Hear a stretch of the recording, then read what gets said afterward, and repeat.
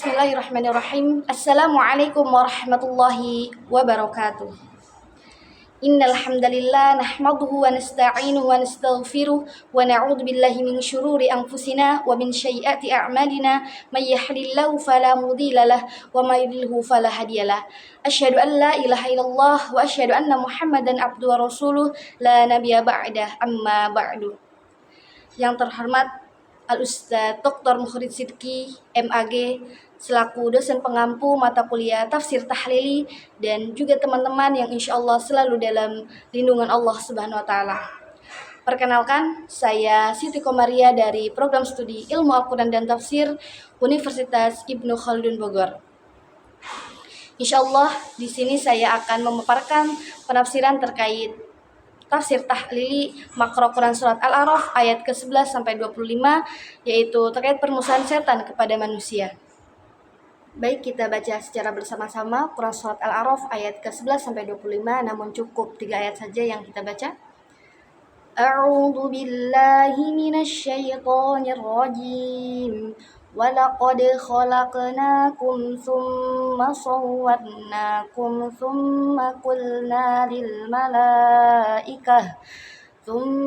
قُلْنَا لِلْمَلَائِكَةِ اسْجُدُوا لِآدَمَ فَسَجَدُوا إِلَّا إِبْلِيسَ لَمْ يَكُنْ مِنَ السَّاجِدِينَ قال ما منعك ألا تسجد إذ أمرتك قال أنا خير منه خلقتني من نار وخلقته من طين قال فاهبط منها فما يكون لك أن تتكبر فيها فاخرج إنك من الصاغرين Sadaqallahul Adzim. Al-ayah. Baik, kita masuk ke dalam kajian kosakata dari Makro Quran Surat Al-A'raf ayat ke-11 sampai 25. Namun tadi kita membaca hanya 3 ayat saja. Di sini kita dapat mengambil kosakatanya, itu khalaqnakum, yang berarti kami telah menciptakan kamu.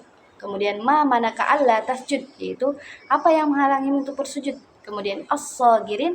Nah, sagirin adalah bentuk jama dari kata sagir yang berasal dari kata sagar, adalah dalam arti hina. Nah, kemudian asyakirin, yaitu orang-orang yang benar-benar mencapai peringkat utama dalam kesyukuran dan ketulusan kepada Allah Subhanahu wa Ta'ala.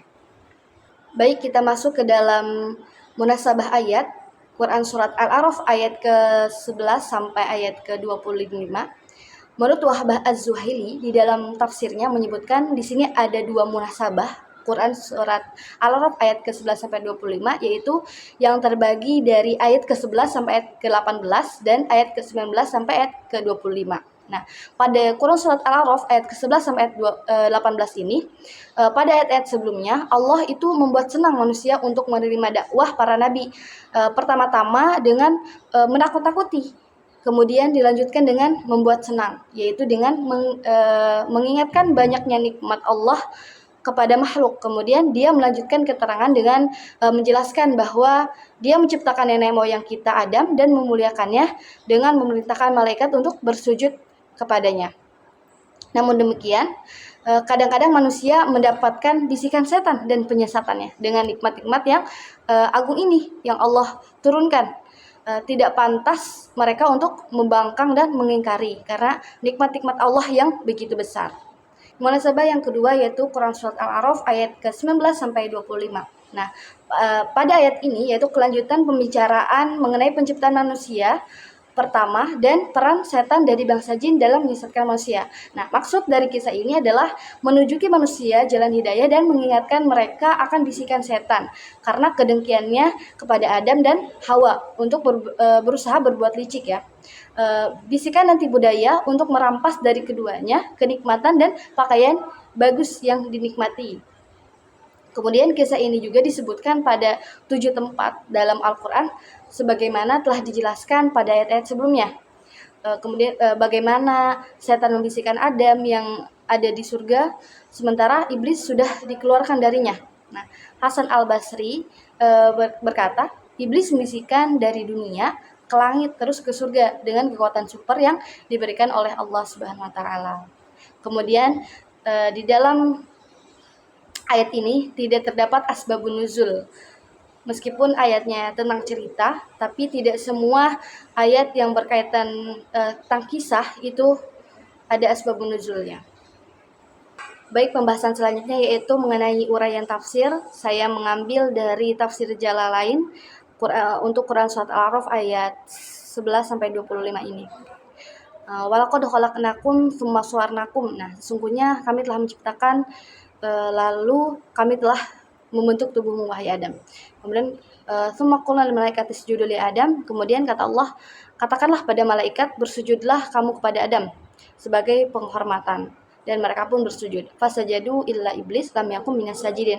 Nah, kecuali iblis, yaitu kakek moyang bangsa jin yang ada di antara malaikat, dia tidak termasuk mereka yang orang-orang yang bersujud. Kemudian qala ma manaka alla tasjud id amartuk. Kemudian Allah berfirman, apakah yang menghalangimu untuk bersujud di waktu aku menyuruhmu untuk bersujud?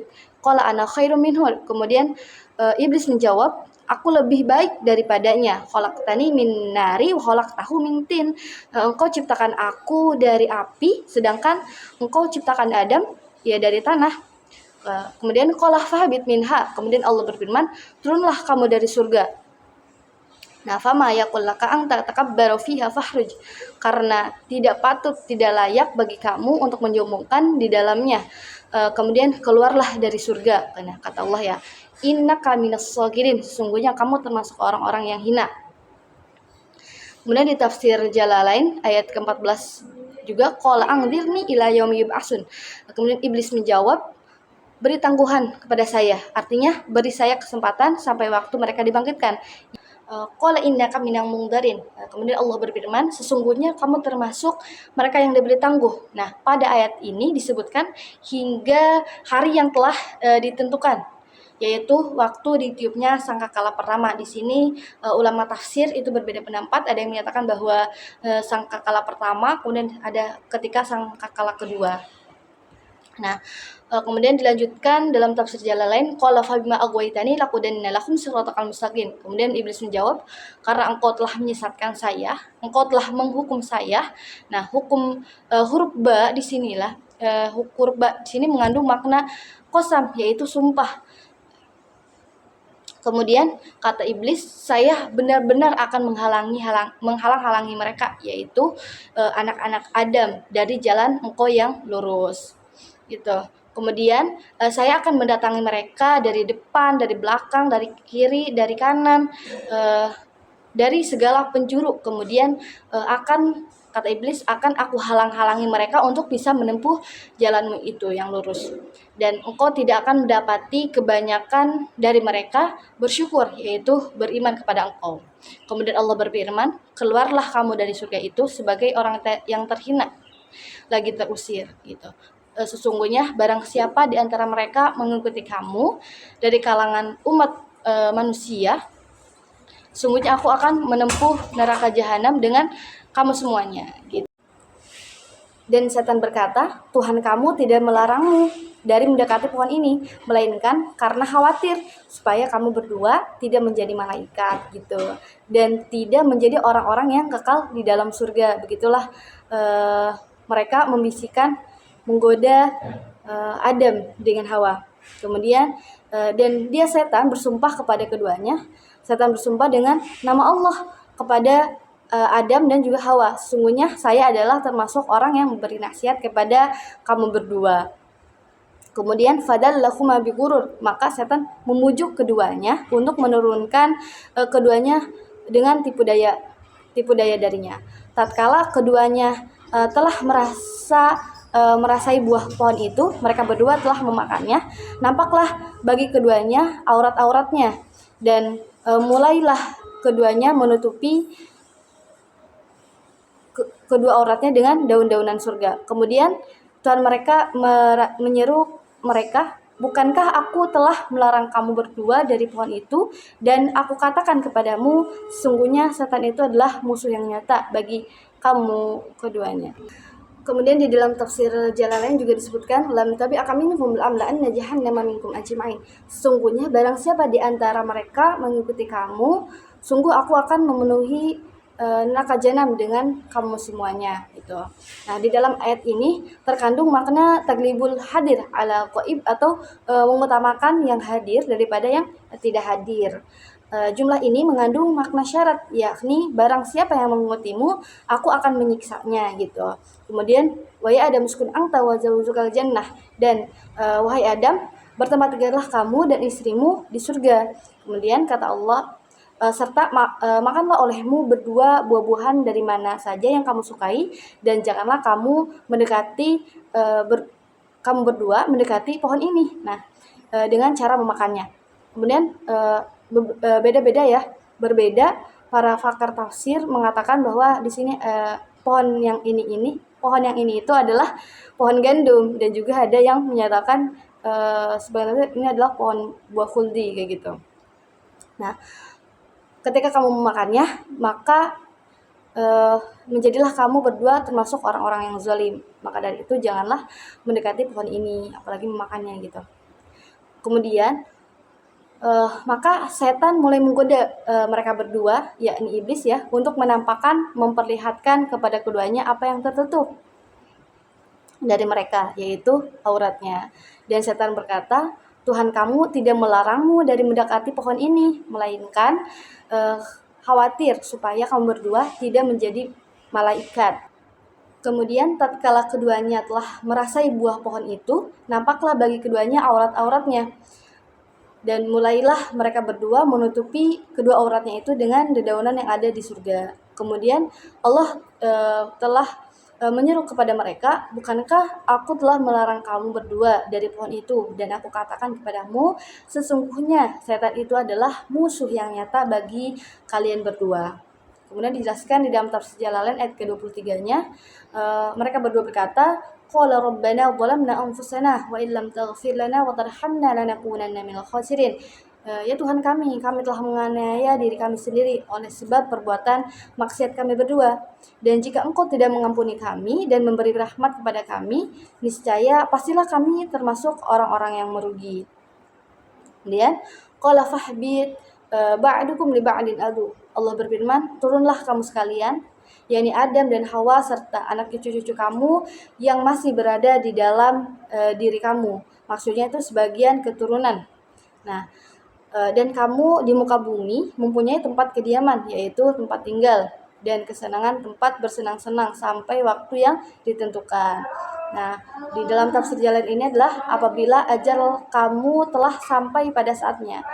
Kemudian di ayat 25 dalam tafsir Jalalain ini, qala fiha tahyawna wa fiha tamutuna wa minha tukhrajun. Allah berfirman, di muka bumi itu kamu hidup dan di muka bumi itu kamu mati, dan dari bumi itu pula kamu akan dikeluarkan, dibangkitkan.